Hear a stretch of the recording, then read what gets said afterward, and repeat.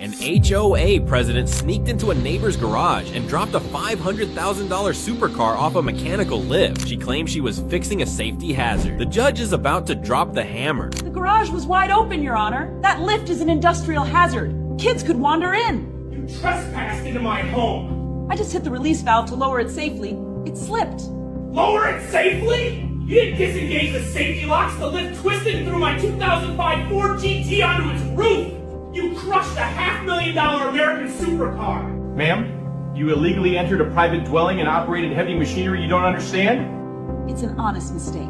That is breaking and entering and felony property damage. You owe the total replacement value $500,000. He spent 10 years restoring his grandfather's classic car. One morning, he found his neighbor standing in his driveway. Seconds later, she poured a bucket of construction sealant all over the car. Now, a judge has to decide how expensive that revenge will be. Your Honor, that Corvette belonged to my grandfather. I restored it piece by piece for years. When I came outside, my neighbor dumped a bucket of roofing sealant across the hood and windshield. Your Honor, he revs that engine every morning before sunrise. The noise wakes the entire street.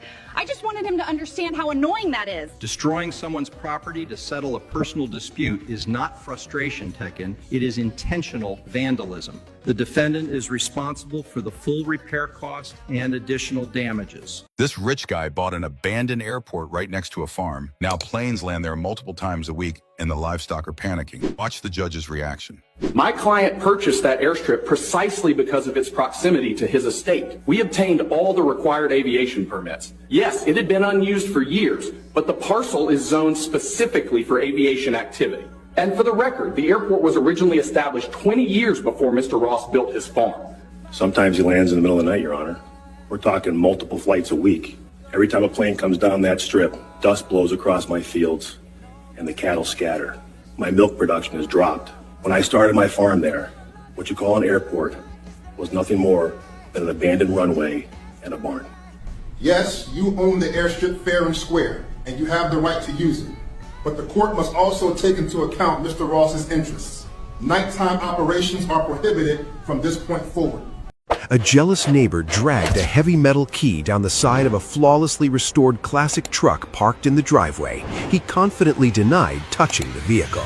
I never went near his truck. He probably scratched it himself trying to squeeze past his own garage. There are 0 cameras on his house, so this is purely a baseless accusation. My house doesn't have cameras, but my truck does. I installed a built-in 360 security system. The motion sensors recorded his face and the exact moment he ruined my custom paint. You maliciously vandalized a historic vehicle and lied under oath. That is felony destruction of property. You will pay the entire custom restoration shop invoice totaling $22,000. A raging homeowner used an aluminum baseball bat to obliterate an antique cast iron mailbox. He filed a fake police report blaming teenagers. The neighborhood kids are always causing trouble. I was asleep all night. He has absolutely no proof I touched that rusty piece of junk. This is a total witch hunt against me. My grandfather forged that mailbox in 1920. I knew someone was targeting my property, so I hid a camouflaged trail camera in the oak tape. Here is the HD video of his tantrum. Filing a false police report to cover up felony vandalism is despicable. You will fund a complete custom foundry recreation of that antique, costing $35,000.